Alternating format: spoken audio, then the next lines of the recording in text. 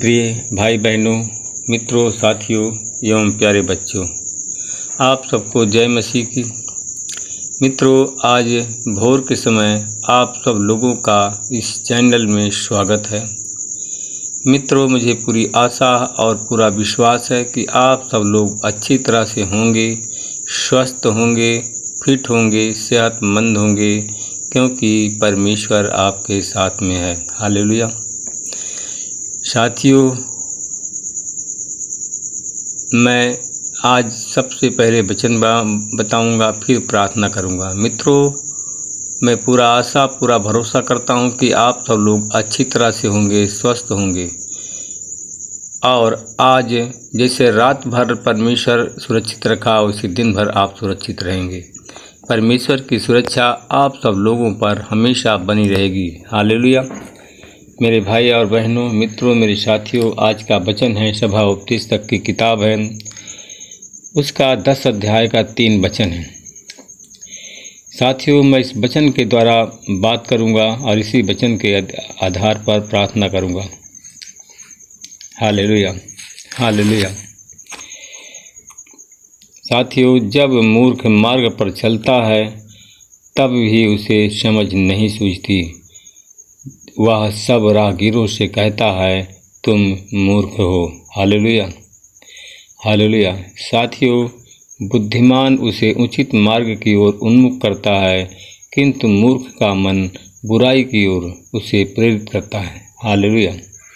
मेरे भाई और बहनों, मित्रों, मेरे साथियों, पर जब कोई मूर्ख आदमी कोई किसी मार्ग पर चलता है तो उसे समझ नहीं आता है कि मैं कैसे चलता। मूर्ख जो है अंदाज से चलता है और राहगीरों से कहता है कि तुम मूर्ख हो। हालेलुया। साथियों, अंधा अंधे को रास्ता नहीं दिखा सकता। Hallelujah, hallelujah. साथियों, अंधा को रास्ता नहीं दिखा सकता। मेरे भाई और बहनों, मित्रों, मेरे साथियों, क्योंकि अंधा तो अंधा ही है। अंधा किसी का मार्गदर्शक नहीं है, किसी को रास्ता नहीं दिखा सकता। हालेलुया। जब बुराई का जिम्मेदार शासक है तो मूर्ख ऊंचे स्थानों पर बैठा दिए जाते हैं। Hallelujah, hallelujah. साथियों, निम्न स्थानों में, क्योंकि साथियों, मैंने गुलामों को घोड़ों पर जाते देखा और शासक गुलामों की तरह पैदल चल रहे हैं। Hallelujah, hallelujah.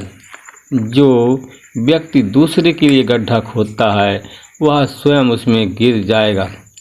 जो चोरी के लिए दीवार में सेंध लगाता है उसको सांप डस लेगा। हालेलुया। मेरे भाई और बहनों, मित्रों, मेरे साथियों, जो सीमा के पत्थरों को हटाता है और उसको पत्थरों से चोट लगेगी, जो सीमा के लट्ठों को चीरता है उसे खतरा रहेगा। हालेलुया।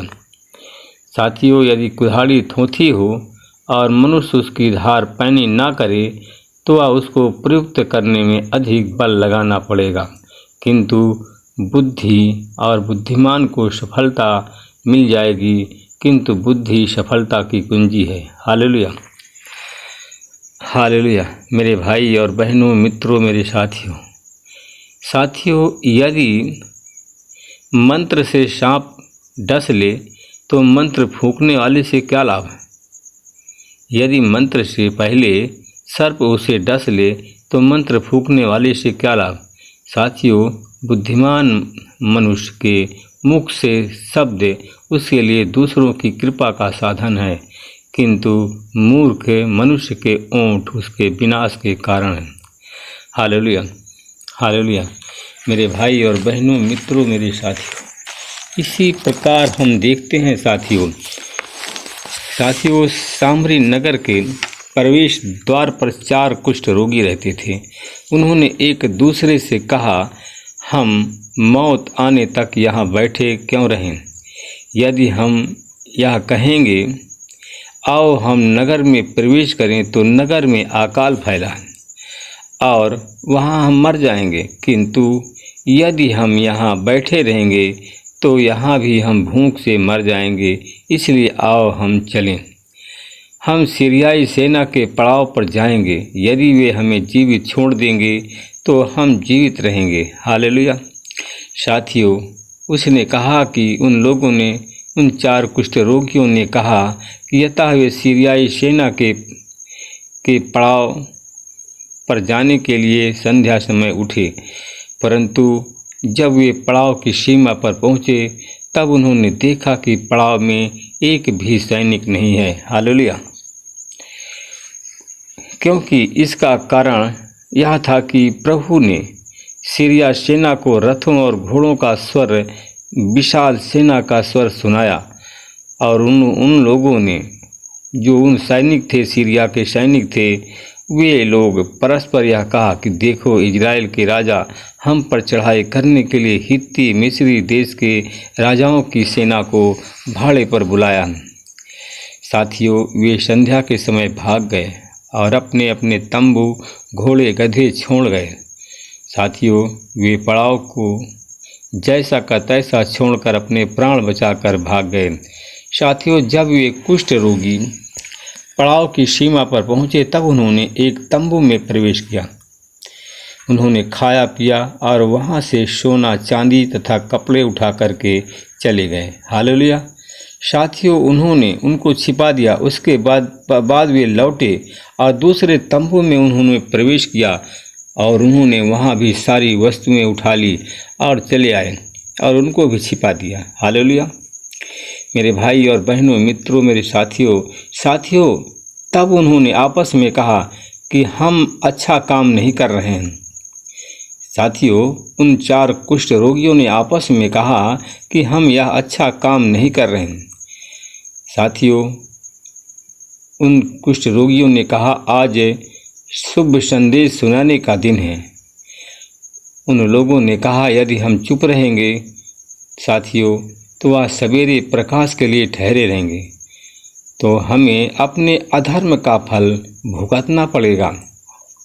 साथियों, उन लोगों ने कहा, आओ हम चलें और राजा को बताएं। अतः वे सामरी नगर के प्रवेश द्वार पर आए। साथियों, उन्होंने द्वारपालों को पुकारा और कहा कि हम सीरिया सेना के पड़ाव पर गए थे, वहाँ एक भी सैनिक नहीं है। साथियों, हमने वहाँ किसी आदमी की आवाज़ भी नहीं सुनी, केवल वहाँ बंधे हुए घोड़े और गधे हैं, तंबू जैसे के तैसे खड़े हैं। द्वारपालों ने तत्काल आवाज़ दी। Hallelujah, hallelujah. साथियों, द्वारपाल ने तत्काल तुरंत आवाज़ दी और समाचार राजमहल में सुना दिया। साथियों, राजा रात में उठा। उसने अपने दरबारियों से कहा, जो षड्यंत्र सीरियाई सैनिकों ने हमारे विरुद्ध रचा है वह मैं तुम्हें बताता हूँ। साथियों, वे जानते हैं कि हम भूखे हैं, इसलिए वे पड़ाव से निकलकर मैदान में कहीं छिप गए हैं। हालेलुया। साथियों, वह यह सोच रहे हैं कि जब इजरायली सैनिक नगर के बाहर निकलेंगे तब हम उनको जीवित पकड़ लेंगे और उनके नगर में घुस जाएंगे और उनके राज पर अधिकार कर लेंगे। साथियों, फिर एक दरबारी ने राजा को सलाह दिया, महाराज, बचे हुए घोड़ों में से 5 घोड़ों के साथ सैनिक दल भेजिए। यदि वे बच जाएंगे तो शेष जीवित इजरायली सैनिकों के समान जीवित रहेंगे, यदि वे मर जाएंगे तो उनका भी वही हाल होगा जो तमाम इजरायलियों का हुआ है। हालेलुया। साथियों, उन्होंने कहा, जो मर चुके हैं, आइए हम उनको भेजें। इजरायलियों का जो हुआ है हाल, जो मर चुके हैं, आइए हम उनको भेजें और सच्चाई का पता लगाएं। साथियों, उन लोगों ने 5 घुड़सवारों को भेजा और चुना। राजा ने उनको सीरियाई सेना में भेज दिया। साथियों, वहाँ यह आदेश दिया कि जाओ और देखो वहाँ की स्थिति क्या है। साथियों, जो घुड़सवार सैनिक सीरियाई सेना के पीछे पीछे यरदन नदी के तट तक गए, उन्होंने देखा कि समस्त मार्ग वस्त्रों और शस्त्रों से वहाँ पर अस्त्र और शस्त्रों से भरा हुआ है, जिनको सीरियाई सैनिक जल्दी में फेंक गए थे। हालेलुया। घुड़सवार सैनिक लौटे और उन्होंने राजा को बताया। जब लोग नगर के से बाहर निकले, उन्होंने सीरियाई पड़ाव को लूट लिया और राजा ने, क्योंकि इजराइल प्रदेश की रक्षा परमेश्वर ने किया और उनको सीरियाई सैनिकों से बचाया। Hallelujah, hallelujah, hallelujah. मेरे भाई और बहनों, मित्रों, मेरे साथियों, यदि आप लोग परमेश्वर पर भरोसा बनाए रखेंगे तो परमेश्वर भी आपकी सुरक्षा करेंगे। आमीन। Hallelujah, hallelujah. धन्यवाद, धन्यवाद, धन्यवाद। अनुग्रहकारी पिता परमेश्वर प्रभु यीशु मसीह, मैं आपका धन्यवाद करता हूँ। आपके चरणों में फिर आता हूँ। हे प्रभु, आप महान, सर्वशक्तिमान, दयालु, दया के सागर हैं, राजाओं के राजा, प्रभुओं के प्रभु, नाथों के नाथ। मेरी विनती, मेरी पुकार, दुहाई को सुन। प्रभु जी, आपने कहा था तुम मेरे नाम से जो भी मांगोगे स्वर्ग से मिल जाएगा। हे प्रभु, जितने हमारे भाई बहन असुरक्षित हैं, उनकी सुरक्षा आप प्रदान करें। मैं उन भाई बहनों के लिए प्रार्थना करता हूँ। प्रभु जी, मैं अपने देश भारत देश की सुरक्षा के लिए प्रार्थना करता हूँ कि प्रभु जी, जैसे आपने इजराइल की सीरियाई सैनिकों से सुरक्षा किया, उसी प्रकार हमारे भारत देश की भी आप रक्षा करें। प्रभु जी, मैं उनके लिए प्रार्थना करता हूँ कि प्रभु जी, आज इजराइल राज्य पर बहुत घोर संकट है। चारों तरफ से एक दूसरा देश, कई देश उस पर चढ़ाई कर दिया है।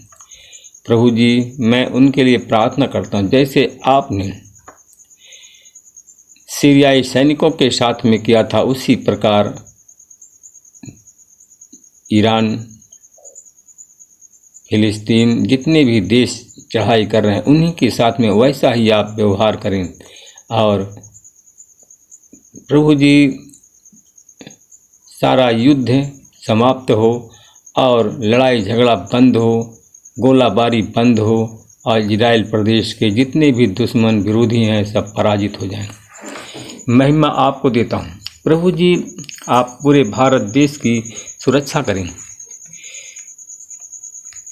मैं उन लोगों के लिए प्रार्थना करता हूँ जितने लोग असुरक्षित लोग हमारे इस चैनल में जुड़ रहे हैं। प्रभु जी, जैसे आपने इजराइल प्रदेश की सुरक्षा किया, उसी प्रकार हमारे भारत देश के जितने भी नागरिक हैं, उन सब की सुरक्षा आप प्रदान करें। प्रभु जी, उन लोगों के लिए प्रार्थना करता हूँ जो लोग बीमार हैं, अस्पताल में भर्ती हैं, सारे लोग सुरक्षित हो जाएं। महिमा आपको देता हूँ। मैं धन्यवाद करता हूँ, उन लोगों के लिए प्रार्थना करता हूँ जितने बीमार हैं, अपंग हैं, लंगड़े लूले हैं, आज यीशु मसीह तेरे नाम से चंगे हो जाएं।